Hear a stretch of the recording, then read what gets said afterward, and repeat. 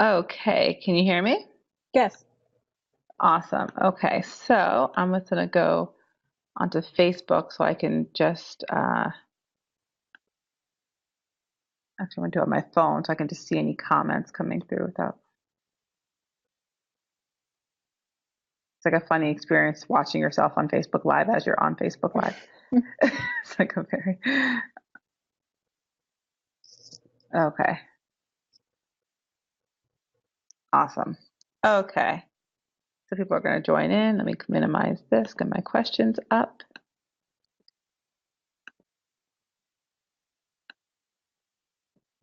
Okay, close that. All right, I have a bunch of questions for you, so okay. Okay, ready to rock and roll? Yeah. All right. Well, hi everyone, and welcome to the Black Woman's Guide. This is episode 4, and I am here with a wonderful woman who I met, a couple of years ago, actually, who I've been keeping tabs on through the years. And her name is Tasha Burton, and she runs a company called Bell Butters, and a second company. Is it a full company? Can I share Yeah. that one? hmm Um, Yeah. Black called the Filmmaker League. yeah, the Black Pin Maker League. So Mhm. I want today to talk with Tasha because she's been in business for 7 years. And for a lot of Black women, that's a really big deal. Most business owners, period, aren't in business for 7 years. And it's the number one thing I hear is that, people start business, but they can't maintain it, right? And so they kick it off. And then after a year, it's dead in the water. So I want to spend this time with you learning, like, how did you get this far? How did you make it 7 years? What has that been like? And how do you see the next 7 years? Um, of your business. And so for everyone watching, I know people will be coming in as we do this. Feel free. I think I worked out the comments from last week, so feel free to ask questions. I'm watching it on my phone, and I will share questions with Tasha as we go through the process here. Cool. Okay, so last time I talked to you was in 2012. Okay. Um, so 2017 now. So just a little bit update for everyone. Like, so what has changed in your life since in the last like 4 years?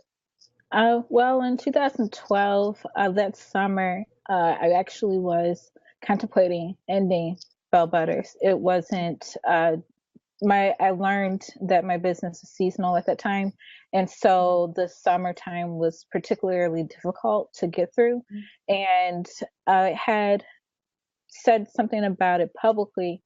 I had a few customers who reached out who really encouraged me to keep going with the business. And so I stuck it out and ended up having a pretty decent holiday season in 2012, but it wasn't until the top of 2013 where things really started to pick up.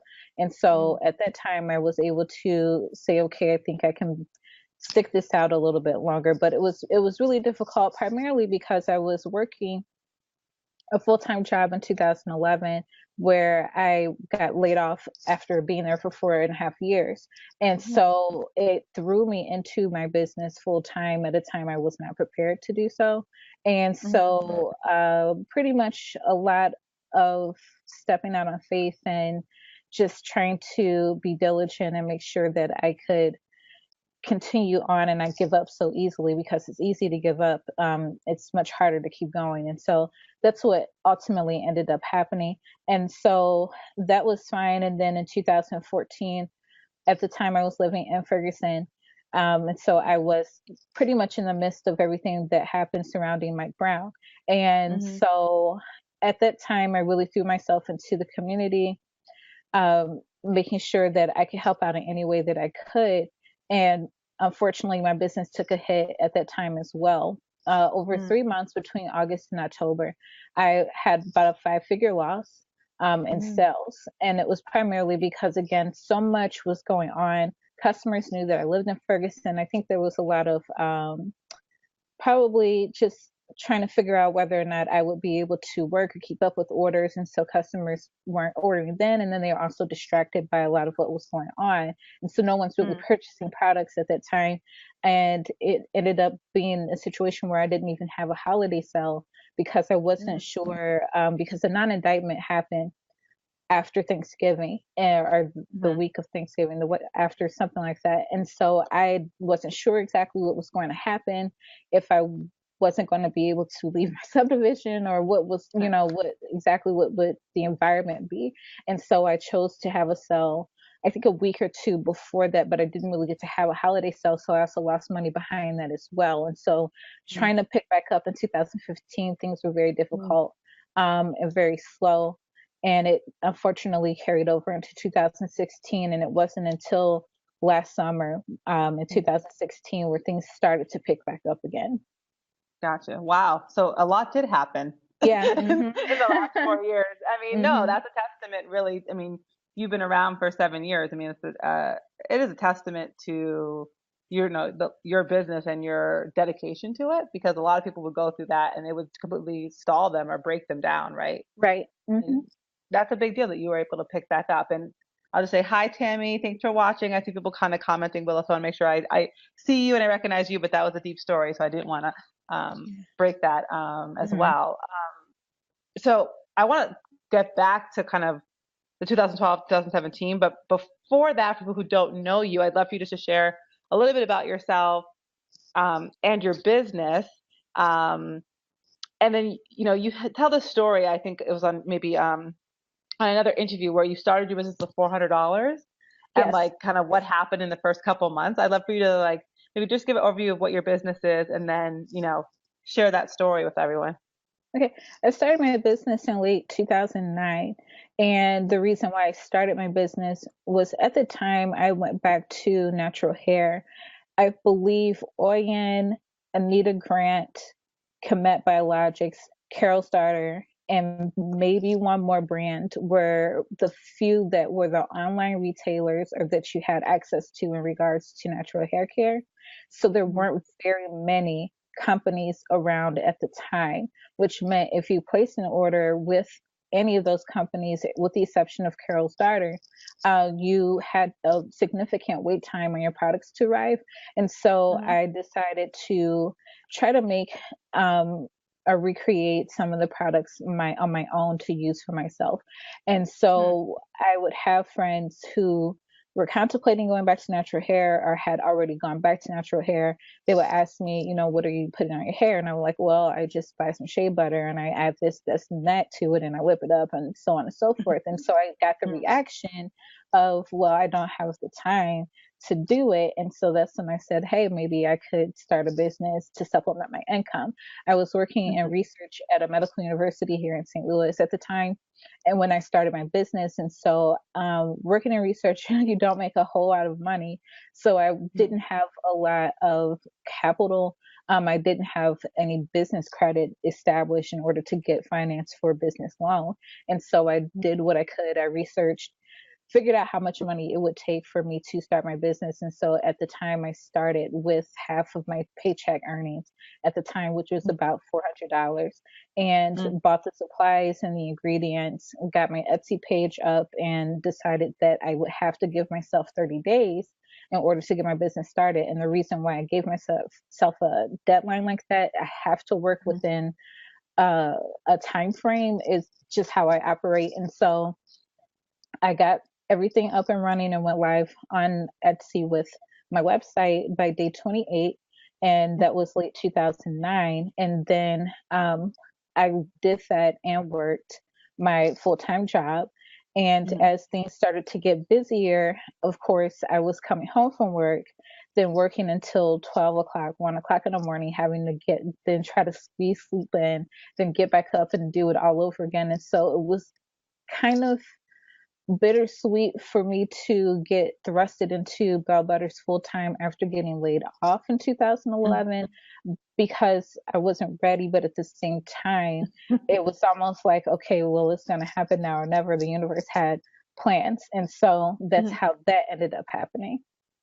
Gotcha. Got okay. So yeah. So again, I think that kind of start and stop is probably like a part of your story. I mean, in your business, kind of like these moments of, okay, I got here, like I'm gonna pause, and then Hmm. I'm gonna try and get here. And like, was that kind of the experience of the last 7 years, or has it been even bigger than that, or has it been almost maybe a straight path up?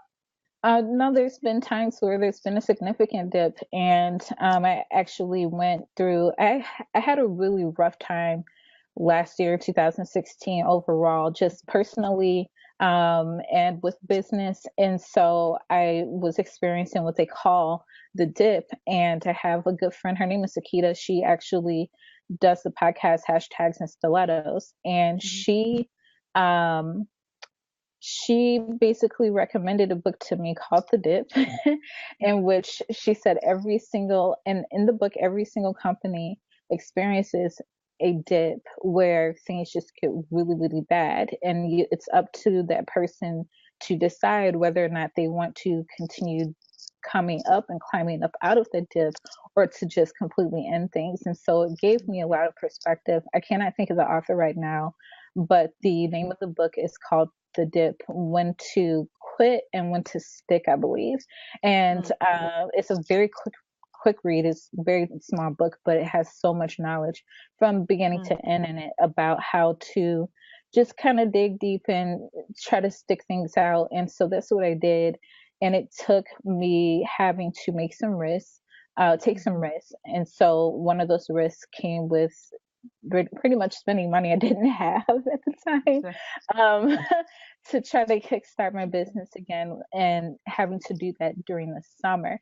And so in August last year, I already knew that this was going to happen. It was already settled and situated in June of last year, when I was approached by British Vogue, Condé Nast British Vogue, about taking out ad space.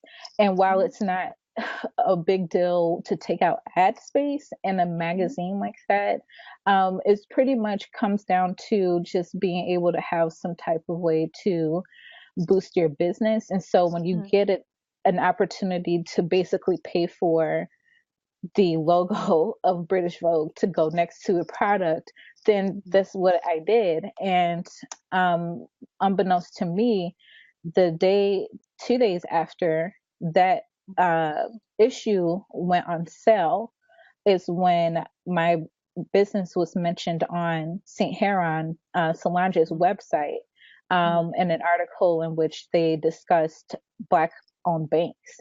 And so it was like a list of Black owned banks. Then it was Philadelphia Printworks, and then my business. And that was it. I had all these orders coming in. I had no idea what was going on. People were like, Oh, "We do know you were on St. Heron," and I was like, "I don't know what you're talking about." And then right. finally, it was probably about, because I had worked all night and I didn't go to bed until 7 o'clock that morning. And Mm, so I woke up and saw these orders coming in. I'm like, that's unusual for Saturday, whatever. Rolled over, went back to sleep, and then woke right, up and I was like, wait a minute, something right. something has changed. And so it just turned into like a chain of events where I got a lot of press, in particular in that month of I'm sorry, and I said August. It was the August issue of British Vogue, but it was actually in July. It was July Gotcha. when all of those things happened. So it was just literally one thing after another, which really saved me and saved my business, because I did a lot in sales that I normally wouldn't do in the summertime, because again, my business is seasonal and summer's Right, slow. right, Hmm. right, right, right. And for anyone who has seasonal businesses, then they listening, they understand your your pain, because it definitely, even though we kind of know it, going through the first drought, you really are like, oh, my business is really seasonal. And it changes Hmm. everything about how you budget and manage cash Yes. flow, because Yes. you're like, it's ridiculous. Oh, hi, Morgan. Oh, she's saying, hey, she loves to hear of your success. So she was saying Thanks, it now. Megan. Yeah, so it's definitely like an experience. I want to talk a little bit about like some of the back office stuff that you've had to do, because you've been running your business by yourself for 7 years. Yes. Yes.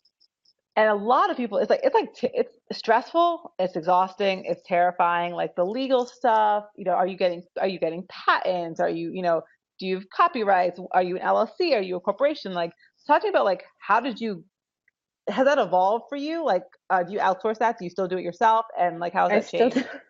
I still do it all myself. I'm the janitor all the way up to the CEO. Yeah. So everything gets done.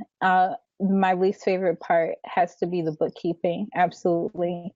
And while it's very important for me personally, it's the thing I put off doing till not till last minute, but it's just the least desirable part of Mm, the business. But doing everything when you work alone, and I don't unfortunately have the funds to hire someone, because if I did, I definitely would have done that a long time ago. But doing everything on your own is a challenge, and it's not until most people who desire to be entrepreneurs or desire to start a business, it's not until they really get into it that they understand the sacrifices that are being made and how hard you have to work, and that it's more than just social media marketing and making sure the product gets to the customer on time. It has a mhm, lot to do with, again, making sure that bills are paid, so that you can sustain your business. And it it it gets easier, but the way that our government is set up, or the way that your state may be set up, things get a little challenging or difficult depending on what types of taxes you have to pay. For example, for some business owners, you pay your sales tax and you pay your federal taxes. In the state of Missouri, I pay a consumer's tax as well, which is quarterly. So I have a mhm, quarterly tax on top of the annual sales tax on top of mm. federal taxes. And so those are things that you have to take into consideration that you may not have been aware of until you got a letter in the mail from the state and they're like, hey, guess what? This is something you also have to take care of and pay. I have a next door neighbor. He actually has a food truck. Food trucks are relatively new to our state because we're very behind in a lot of things. And we have different municipalities, and each municipality has a different fee for him that he has to pay in order to get a permit to have this. Oh And he my has to pay gosh. this every municipality he goes to. He has to get a health inspection in every municipality. So you have to pay for those things. And so, again, there's a lot of expenses that come trickling down your way that you thought you knew about, but kind of Mm. surprise you. And so, those are the things that can make it very challenging for a lot of people in order to sustain and maintain their business.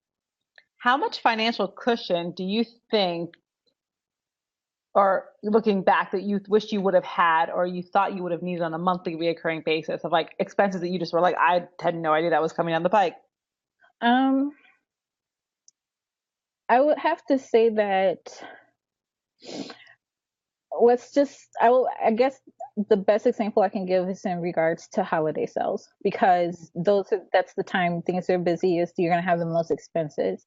I would say for most small business owners, but speaking, particularly for myself, from year to year, I would say that there would be somewhere between a 20 to 30% increase in sales. Mm, So I would have to prepare to spend, let's say, maybe $2,000 to $4,000 more than I mhm. spent the previous year. And so Okay. those are the things that you learn after being in business consecutively, say 4 to 5 years in a row. Because the Mhm. first year when I started late 2009, so didn't really have technically a holiday season. It wasn't Right. until 2010 that I had one, but it wasn't a whole lot. But then it grew and grew and grew. And so you kind of gauge or get an idea, eventually at some point, of how the business is going to run during that Mhm. time of year when it's very busy. And so I would say that this past holiday season, 2016, when I had my holiday sale on Small Business Saturday, I Mhm. was so prepared for it and it went so smooth. I worked my ass off, but it definitely had been the most easiest holiday season I've ever had. And it took me 7 years to get to that point. Gotcha. Yeah, that's intense. I mean, I think you're speaking a lot to like, there's just so many unknowns, right? And it made 100% like $2,000, $3,000 a year. That's like an extra $300, $400 a month. That's actually a good amount of additional sales, given that your average product is like $20 or something like Hmm. that. Like, so that's Yeah. like, that's like a healthy amount of additional sales per month that you have to meet to have that extra buffer. I don't think people really understand that when they think, oh, it's only $2,000. Like, well, actually, it is a real increase, one that you feel tangibly Right. in your Hmm. business, um, Yep. for sure. And then tell me a little bit. So have you? So Are you now doing Bell Butters full time? Are you still working part time? Are I you was doing Bell Butters full time when I got laid off in 2011 and have been doing it full time since then. okay? So I Okay. have never had another job since then. I never took a part time job, even though I did try to go back to work by filling out applications and things like Mhm. that. But because the economy, the way it's set up around that time, um, not everybody was hiring or could afford to pay me at the rate that I was making by the time I was laid off. And so um, I could have taken on part-time work. I'm sure I would have been able to find something on the low end, but it wouldn't have been worth my time to at the time make $8 or $9 an hour, Mhm. and have that money really just go right into my business and not really be able to save it. And so Mhm.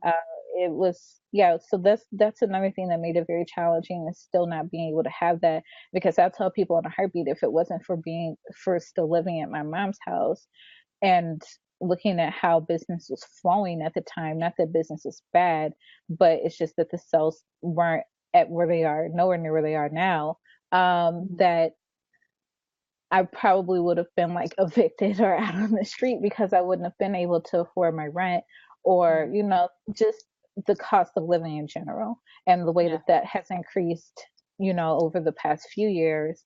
And I'm somebody who has a college degree. I have student loans as well. You Mhm. have to consider just your bills for your personal life, and then you have your bills for your business and your overhead, and making sure that you have enough money left over to take care of those things.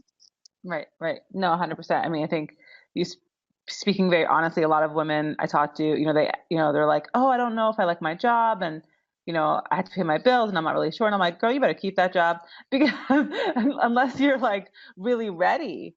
I mean, to your point, like you need more. It's not just 6 months of savings. That's what you need to live. But you need to invest in your business, which is like another 6 months of savings. And Hmm. I do agree though with the idea that like if you are unemployed and or if you have enough money to kind of sustain yourself, getting a job that doesn't allow you to actually invest in your business doesn't actually serve you. Your time is worth more than that. Right, But if you're right, already working, use that money for, leverage that money for your business in the right ways. right. Hmm. 100%. Yeah, 100%. So I want to talk a little bit about social media because I've seen you have a couple of different accounts. So you've Instagram, you've YouTube, which I know you haven't used for a while, and then you have Twitter. Um, so when do you find time to even do social media? And what do you do when you're on it? Like, how do you use it right now? So Twitter's my favorite, but I haven't been on it. I'm very active on Twitter lately, not as much as I should. And so pretty much what happens there, I use a website like Hootsuite to schedule tweets. Um, Pretty much everything else that happens in regards to posts on Instagram and Facebook are very much in the moment and Mm-hmm. organic. So I might take a picture of a product or take a picture of something or post something, and it's happening in real time. It wasn't scheduled or anything like that. Twitter's Mm-hmm. still my favorite, just because it's always been very easy to access people on Twitter. You can't really Mm-hmm. do that much in regards to Facebook or Instagram or even Snapchat. So Twitter, you can have more so a direct means of communicating with whoever it is you want to engage with.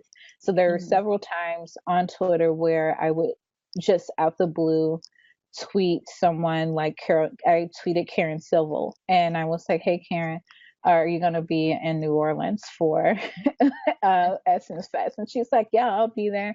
I was like, "Okay, great. I'll bring you some stuff," And she Right. was like, "All right, sure. Yeah, give it to," and it ended up Right. working out to where I just shipped it to her. But things like that, it's some people, they may not respond, but I would have to say honestly, the few people that I have reached out to on Twitter directly, and this is not like a DM or anything like that. It's Mm-hmm. literally me just Just making a public reply to them and asking them if they would like to have some of my products or try them.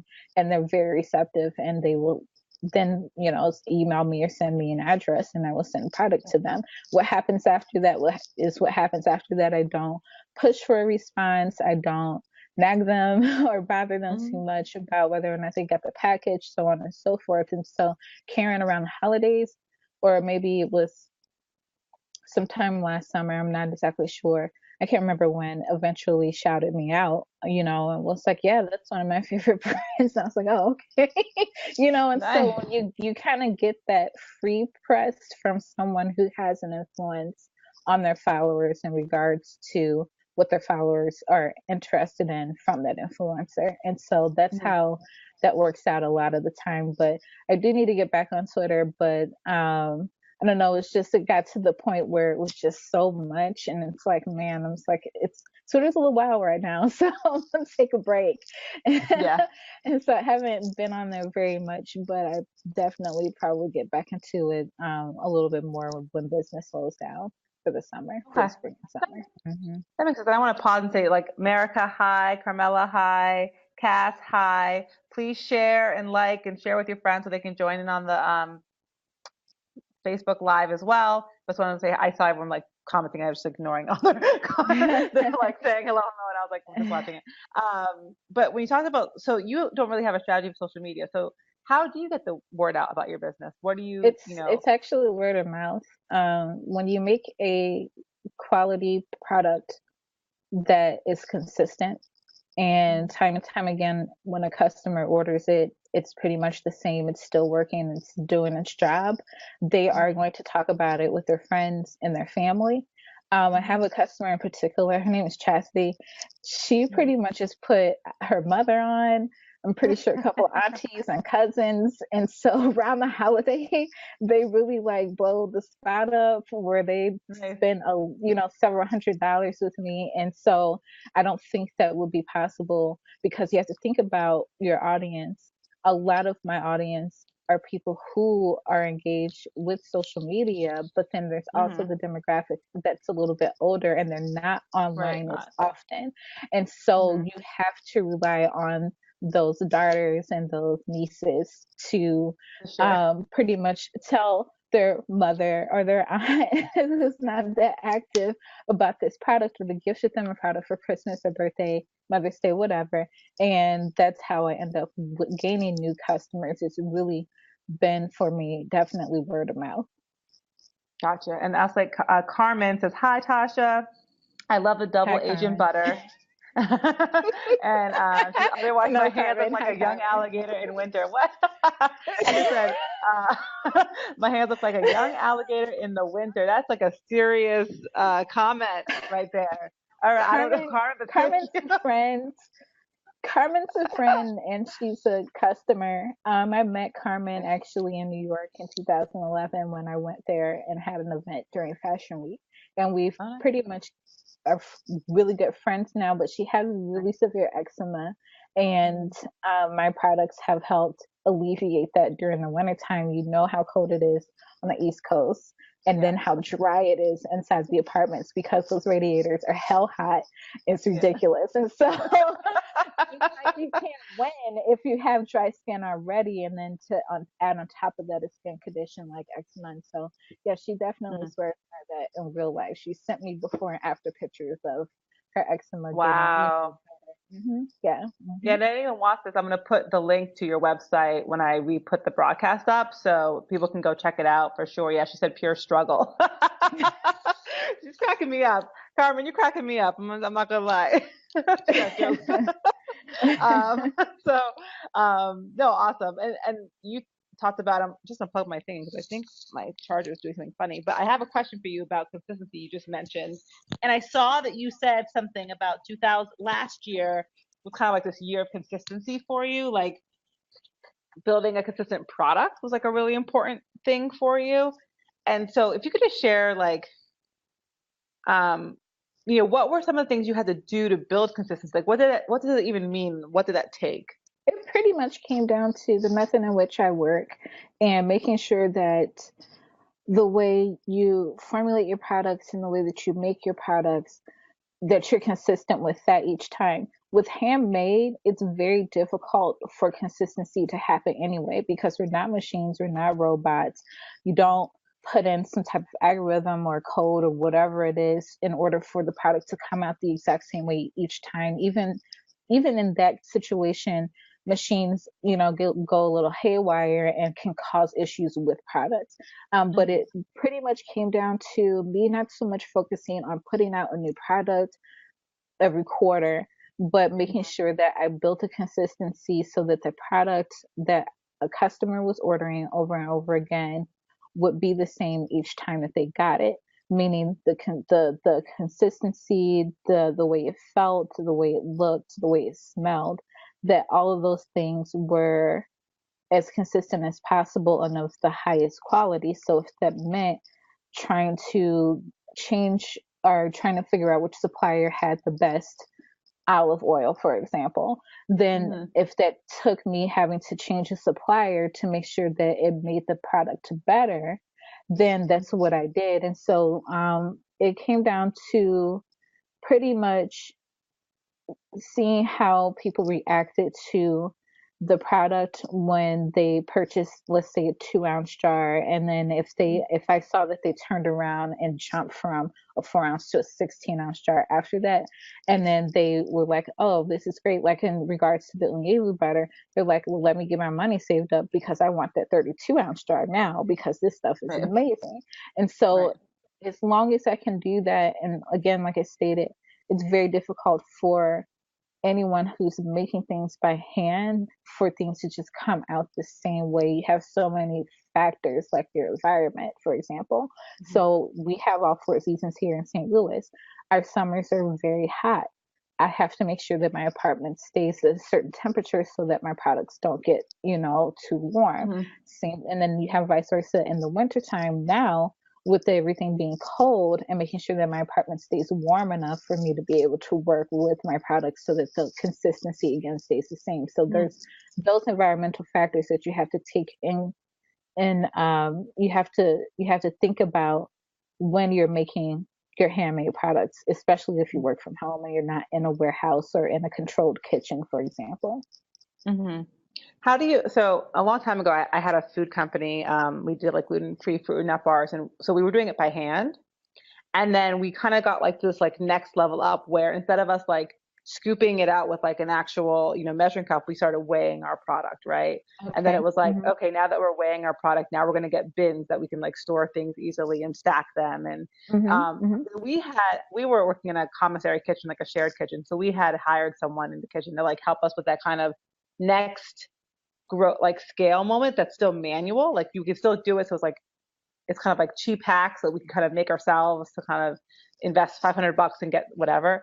Is that Right. kind of what you did? And did you do that by yourself? Did you have someone help you? Like, how did you figure out those next steps? No, I mean, from the beginning, I've always weighed and measure my ingredients. When I mean, there's no other way really to make a formula for something by guessing, just throwing Yeah, stuff yeah. in a bowl.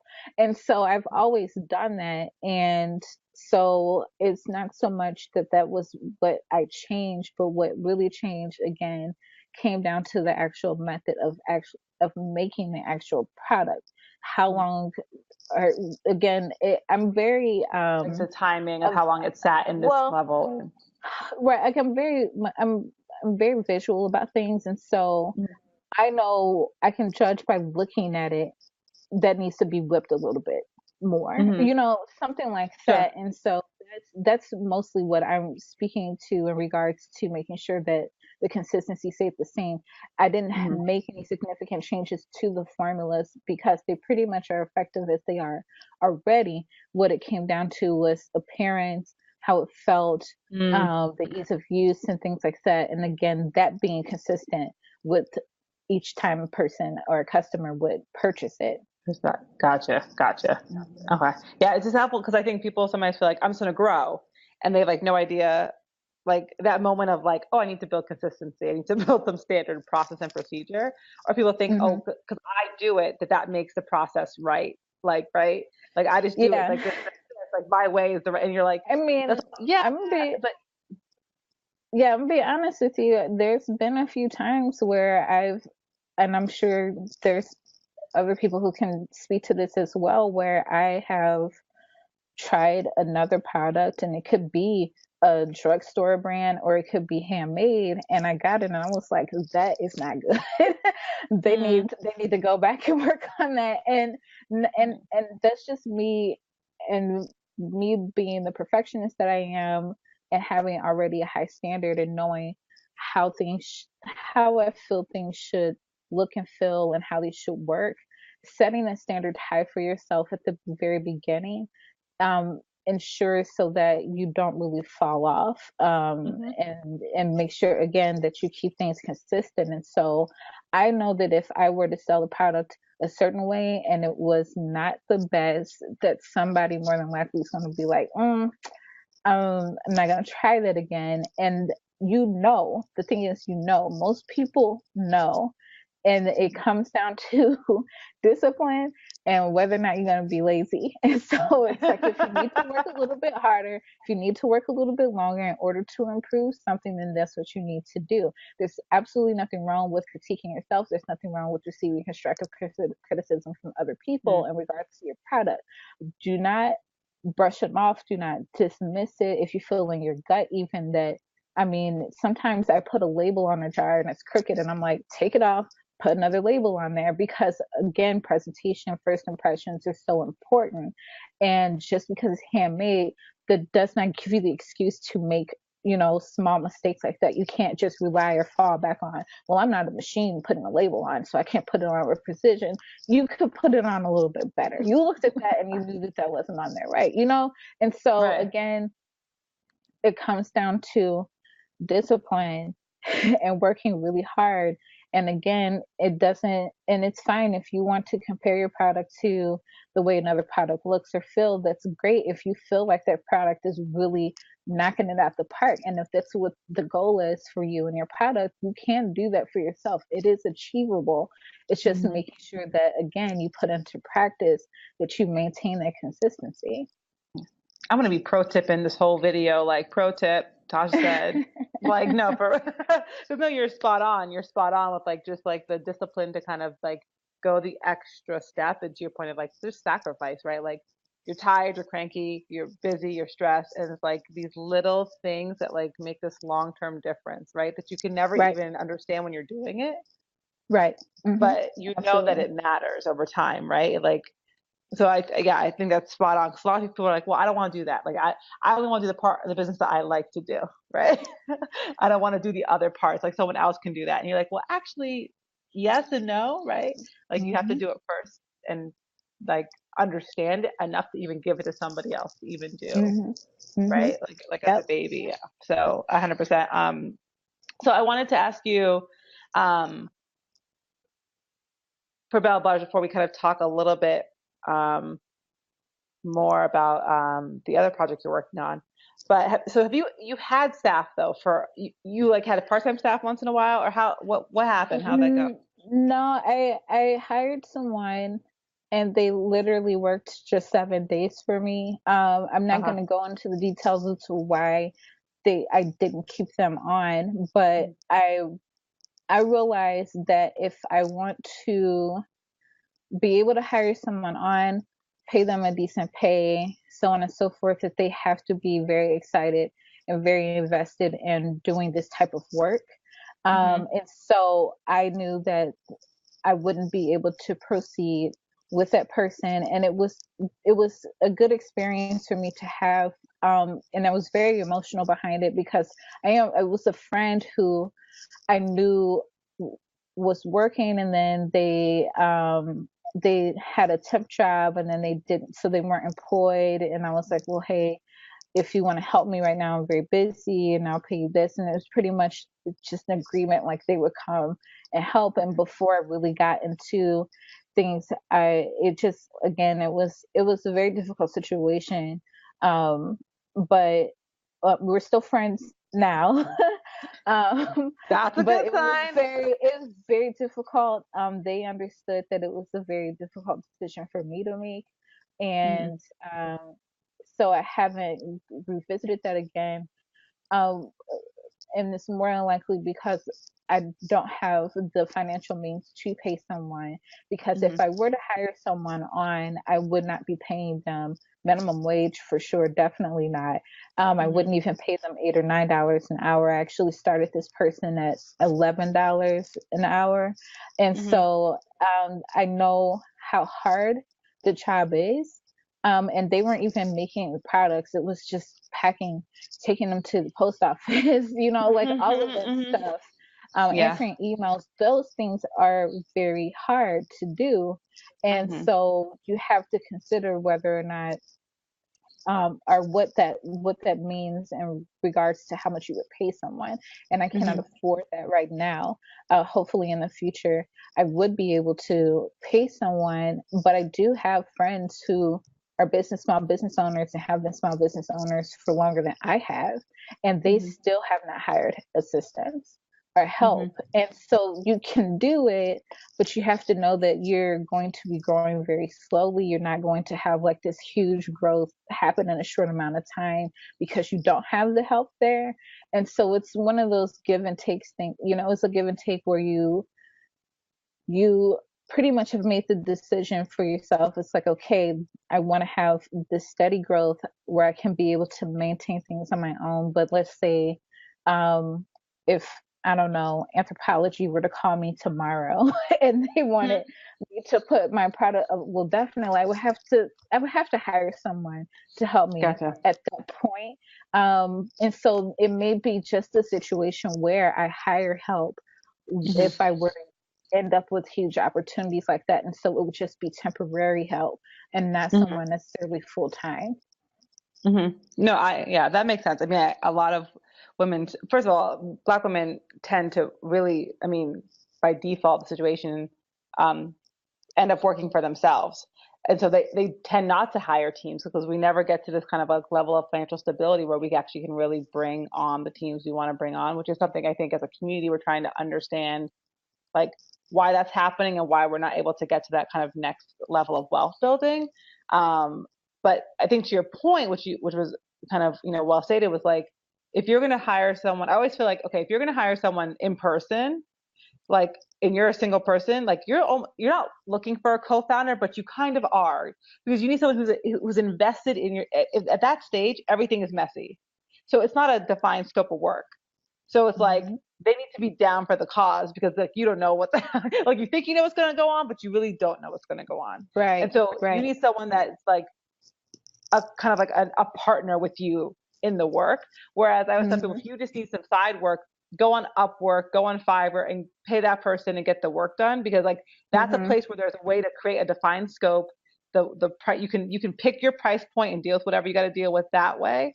But to bring another person physically into your business, it's a whole different beast, and you really can't do it until you really do have the means because the Right, work's going to be way above the means no matter how much you do pay them anyway. right. Mm-hmm. Absolutely. And so I 100%. But I remember when I first met you, you had just like hired that person or like just finished with them.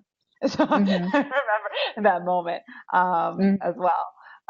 So 7 years in, what do you think the next 7 years look like for Bell Butters? Well, it's changing all the time because we have so many different factors that either can guarantee you some things or cause uncertainty. For example, Okay. like who just walked into the White House. And so you're not really sure what Right. your life is going to be like the next year or two. And Hmm. because the climate changes so drastically, depending on factors like who is the president and what's happening in our country, what's happening in other countries, your plans, you're either going to go full on with them or you're going to take a step back and say, maybe not right now. Nobody really knows the best time for a lot of things. It all kind of pretty much just um, happens when it happens. And so Hmm. while I do still would very much like to have a brick and mortar for Bell Butters, it's not anything that I'm pressing or that's been constantly on my mind as of late. It would be nice if I had a little bit more room in order to work from home.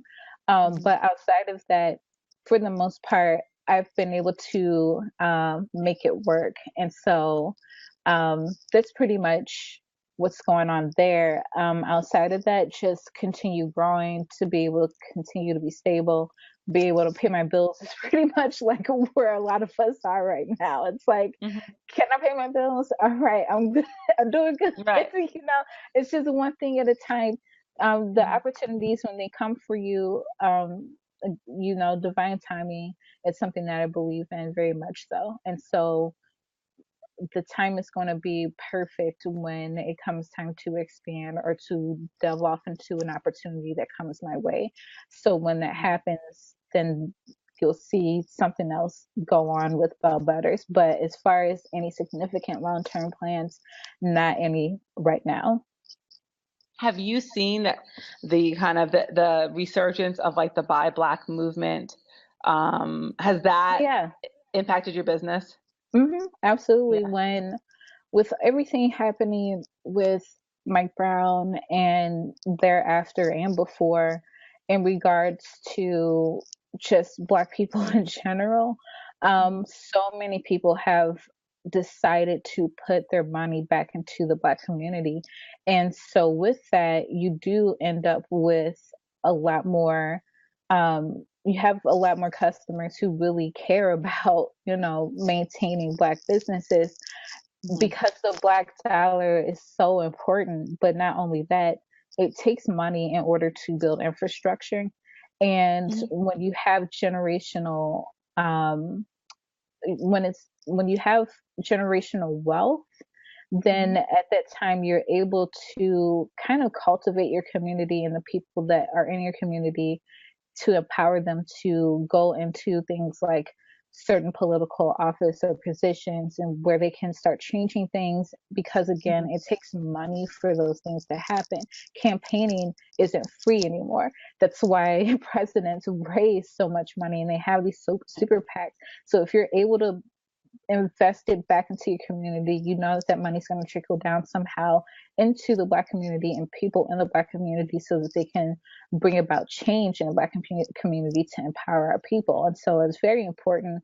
And it's very, I think um, it's been good to see a lot of Hmm. people, Black and white, no matter really what color they are, really say, "Hey, I'm going to shop Black this month." And even if you don't do it, every month of the year or every, around the holiday, people try to make it a point to shop Black. Even if you don't really do it around the holiday, if you wanted to just take a week or two out of the month where you're Hmm. like, yeah, I'm just going to focus all my money and put it into a Black owned business or several Black owned businesses. And that's what you do. You're helping, you're contributing. And so, yeah, I think that we're going to see a whole lot more of that this year. Again, given the political climate that we're in right now, the people definitely are trying to sway away from these large corporations that are invested in people who are horrible people that are Hmm. being put into positions of power and taking that money away from there and divesting that money from them and putting it and investing it into Black people. Are you seeing, so one of the issues that a lot of Black women face, Black people face, is that they're like the only entrepreneur they know, right? Like they're just, Hmm. they're like on an island by themselves. Yeah. Um, are you seeing an increase in business partnership like in your city? Because like to your point of tangibleness, um, you know, buying Black is great because it helps the individual business owner. But if I'm an individual business owner and I don't have any staff and I sell my product online, then the community doesn't necessarily feel that presence, right? Well, That the those community economics are doesn't happening. feel it. Well, the community might not feel it in that regard, but I make it a point with the money I do make to Hmm. put it back into my community. And so Hmm. it goes both ways. It's not just give the money to the Black business owner so we can be great. No, I have to make it a point to practice what I preach.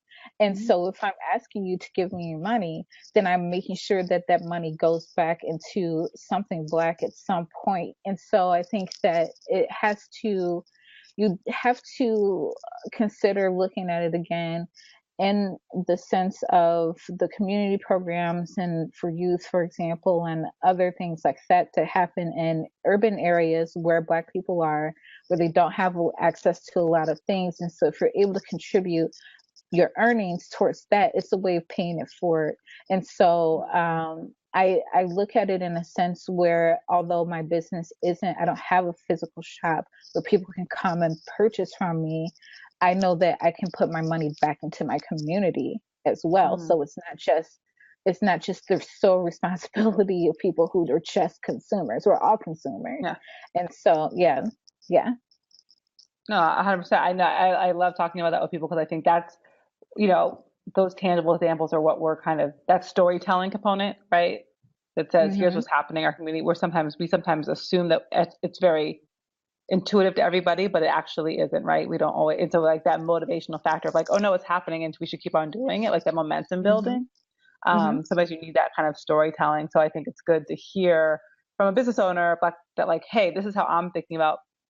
It's not lost on you that yeah, you're spending money on me and I'm reinvesting it back into my community, right? Right. Hmm. Yeah, Hmm. which is Yep. super important. Hmm. Um, awesome. So the last question about Bell Butters is, well, I guess I have two.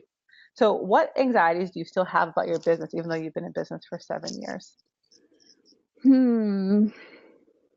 It's a tough one because I kind of covered this a little bit in the interview I did recently. And I believe she asked me about fears and things like that in regards Hmm. to business.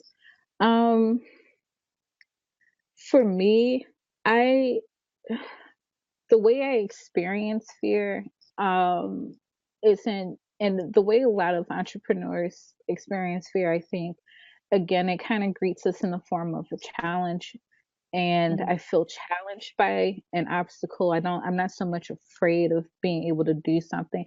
And then I also have I have a kind of like a rebel mentality where if you told me I couldn't do something, I'd be like, okay, let me show you I can do it." And so Right. not so much, it's a very much a mind thing and being in your head where you let fear kind of take over you. Mhm. And I very much welcome it.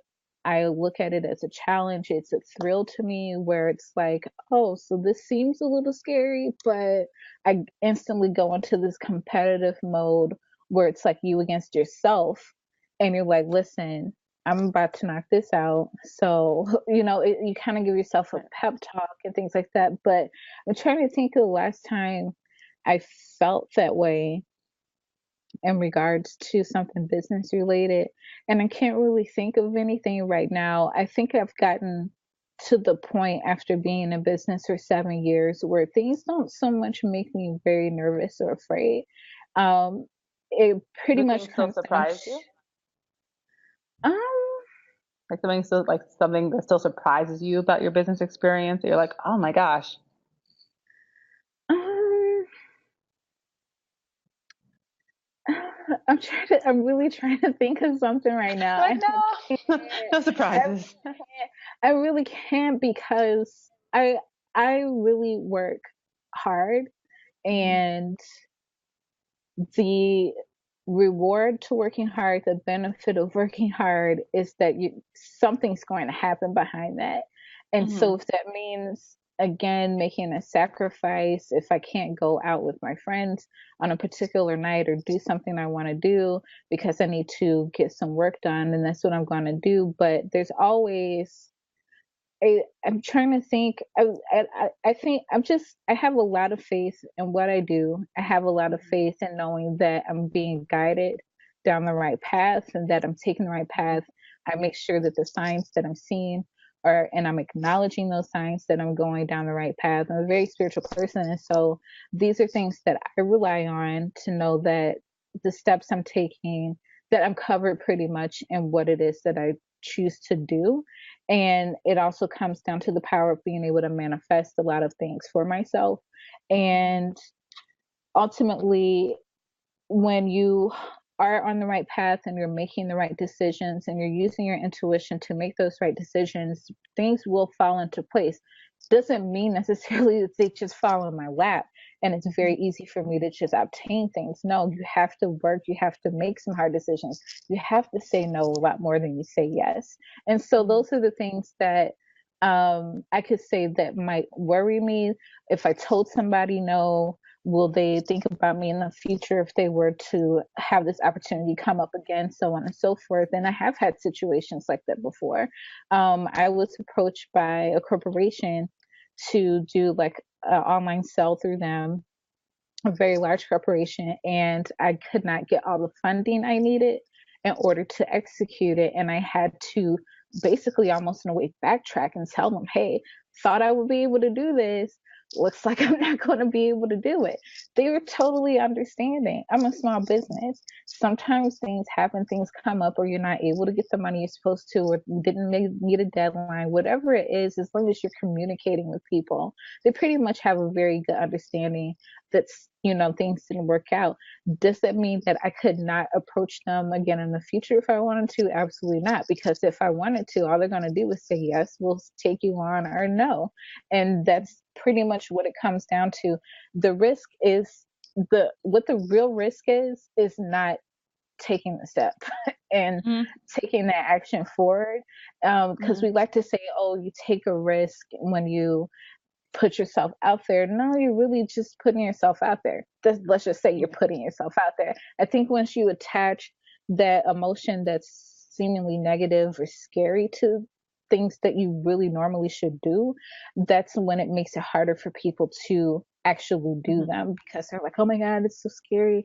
And it's like, no, it's really not. If you think about it, I have a cousin who, she does all of these events, and she was like afraid to do something, and her sister said to her, but you traveled to Israel by yourself as a Black woman, so if you can do that, then why are you afraid to do this? There's so many things we do in our daily lives that we as humans put ourselves at risk of Right, all the without time. even thinking twice about it. But then when it comes down to this little decision, and I think of them as little decisions, that all of a sudden we panic, and it's so abnormal, but it has a lot to do with societal conditioning and language and all of that stuff. And so it really has a lot. Again, I said, you kind of you're at odds with yourself.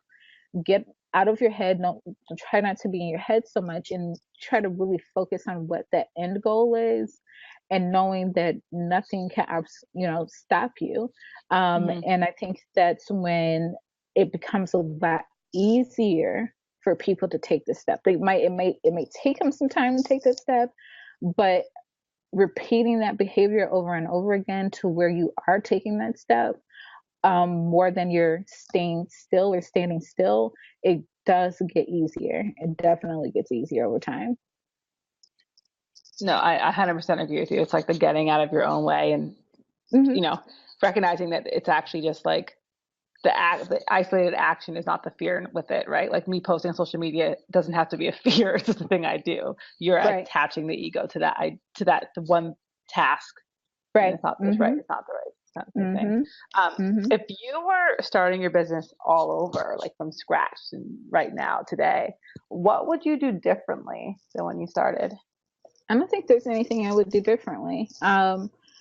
Simply because I think what happens with a lot of people who want to start businesses these days, they definitely are thinking way too hard about things.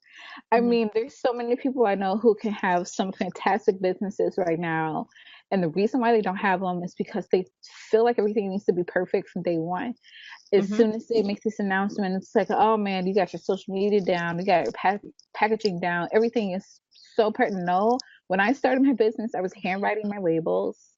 I was Right. using labels from the store that were like kind of sort of coming off, I was Right. handwriting. I didn't even use, postage correctly, like all kinds of things.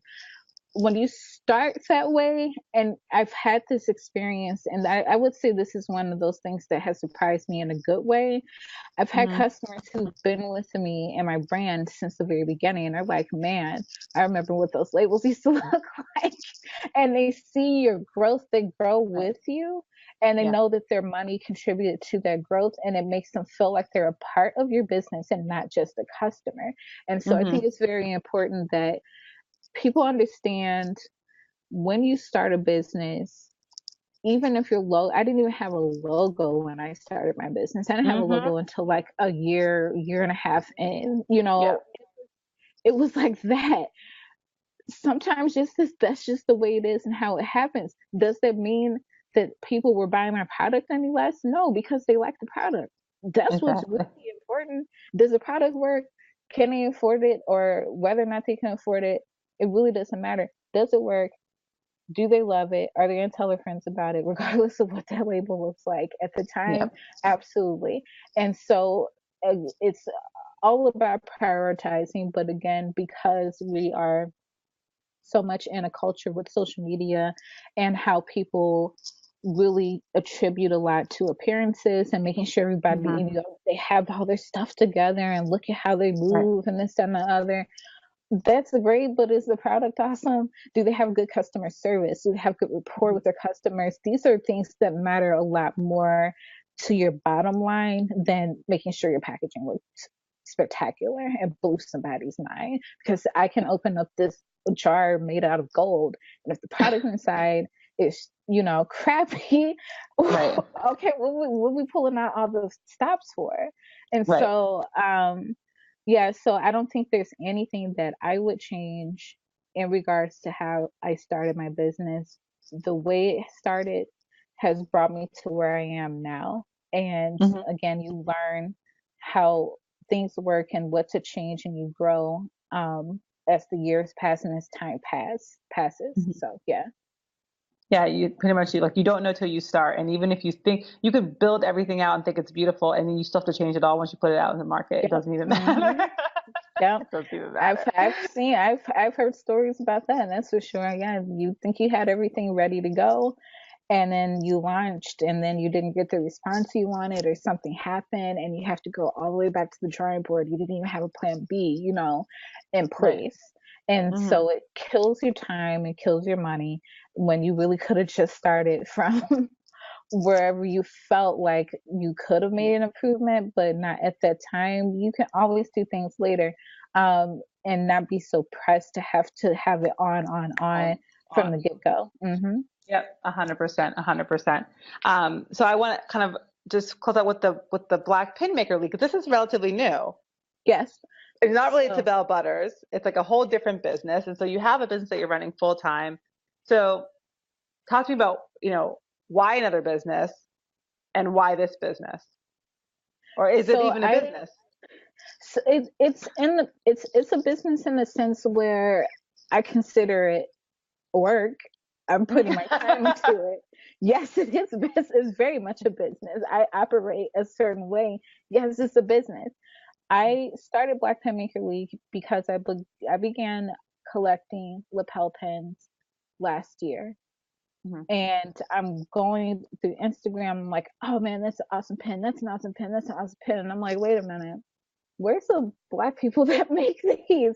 Because Mhm. I'm like, these are great pens, but I'm seeing a lot of pop culture that revolves around, things that are mostly white.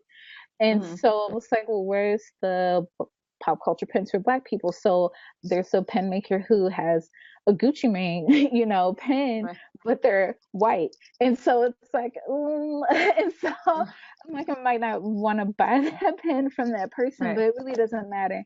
But what ended up happening was, I was like, man, I was like, there's got to be some way to congregate all of the Black owned pen and patch makers in one place so that they're easy to find. So the idea came to me when I took like a little few days off. I went to Chicago with my sister, and I was just sitting in a hotel room, and I was like, there's got to be something out there. And I looked and I looked and I didn't find anything. So I'm like, well, obviously there's a need, because I feel like there's a need for it. It doesn't exist. So let me go about creating it. So I tossed the idea out there to a few close friends. They're like, yeah, it looks, good, but they're not really into collecting pens. And so it's not Mhm. something they were like super excited about. Right. But I was like, you know what? I think I'm going to pursue this, because I'm starting to see now that there's more pen makers that are popping up that are Black owned, but it's still very hard to find them because the pen market is so heavily saturated. We think the hair care beauty market is saturated. No, like this is really saturated. There's Hmm. thousands of pen makers all over this world, but Huh? there's such a small number of them that are Black. And so when I started Black Pen Maker League, I knew that I would get a good response from people saying, yes, this is exactly what I've been looking for, because I've been looking for more Black pen makers. Right. Um, I knew that we would get to 1,000 followers pretty I love quickly, that. which just happened last week. And I knew that the community of pen makers would be very receptive and appreciative of having a platform specifically for them. And so essentially, what I do is I curate the page on Instagram, Black Pen Maker League, to where you can just pretty much scroll and shop. You see a pen that you like, the pen makers tag, you go to their website, you order the pen. It's that simple. I don't get paid for anything. I don't ask for any money to promote the pen makers. Between that, running the Tumblr page, doing the interviews with the pen makers, the first interview published almost 2 weeks ago, Hmm. all of that I do for free, and I kind of look at it as a way of me paying it forward. I've been very fortunate and very blessed in regards to Bell Butters and the opportunities that have come my way, whether it be somebody like Hey Friend Hey shouting me out on the friend zone, or Hmm. a beauty blogger who has a huge influence just tweeting about my product and that bringing orders in for me. Those are things that Hmm. I don't pay for, but Hmm. they do it because they like my brand, they like me as a person, and that's another thing that's very important, making sure that you build a good rapport, that you're kind to people. Those are other things that carry over into your business.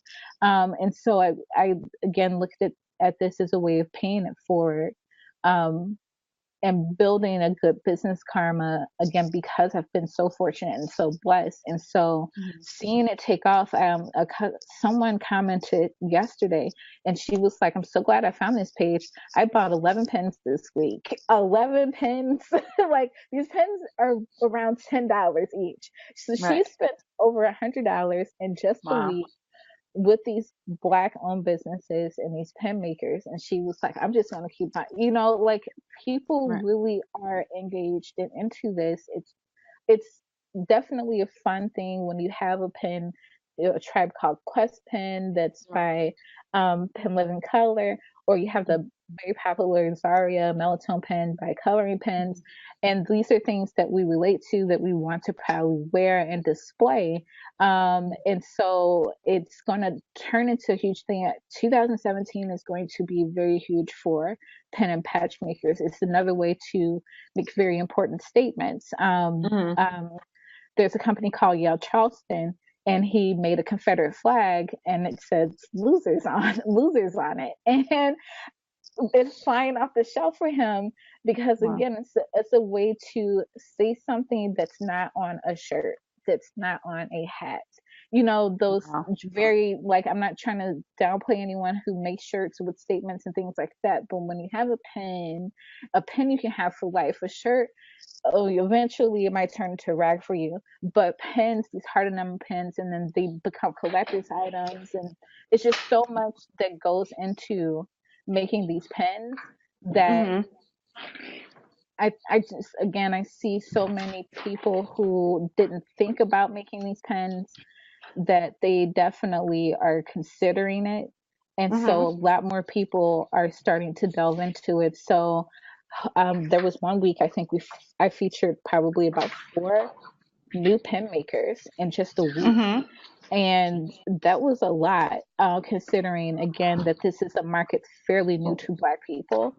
And so I Yeah. was very, very excited about it. And yeah, but yeah, it's definitely, I think that, and I made this statement before where I said, and I posted it on my Facebook page, on my personal Facebook page. Bell Butters is like my firstborn. I spoiled it to death, and it's great. Mm. But now you have you wanted another child, and so it's the other child I get to have fun with. It's totally different from this other child, and it Right. explores a lot of things, and it's actually a lot. It's not very stressful.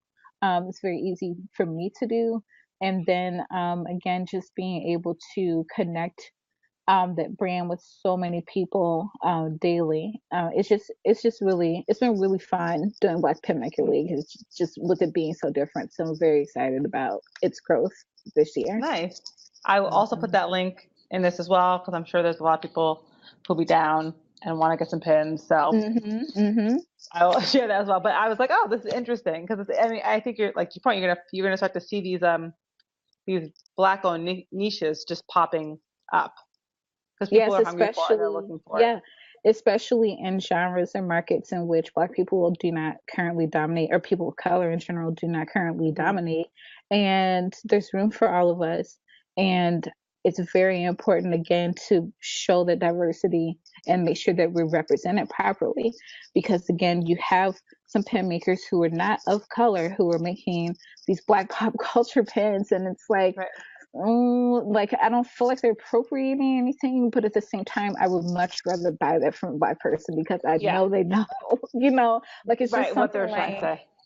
right. There's There's another intention behind it. That's clear. right, yeah, there's another Yeah. pen maker. Her name is Kirky Work, and she makes a Love Jones pen.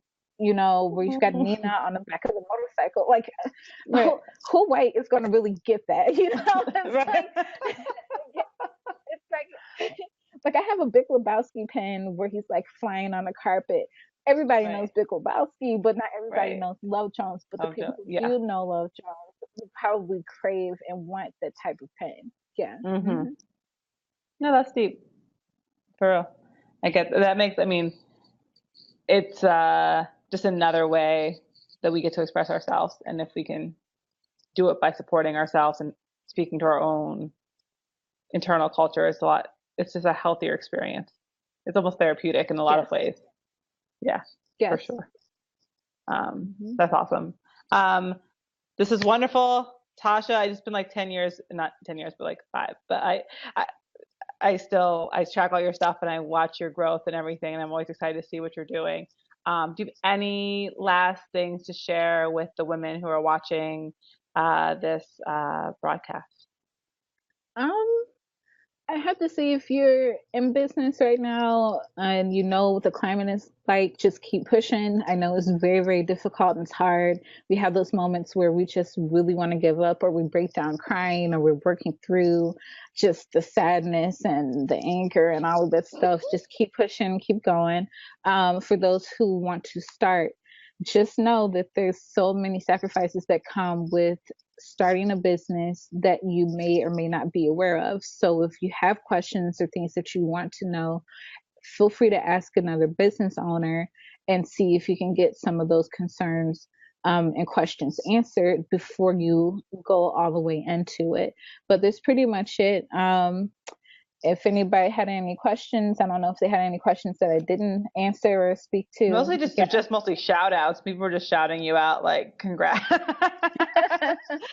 like no questions, just like cool, sounds good. So I'm gonna put the link. I'm gonna put the Twitter handle, so they'll have all the access to you. Check out her products; they're amazing. I need to probably get some as well, so that will be on my list of things to do for the holiday. Because you know what, my boyfriend needs some butter in his life, J butter for sure. So so I will do that as well. And I'll look. And you have hair products too, so it's Yes, not just hair and body care. Hmm. hair Hmm. and body care.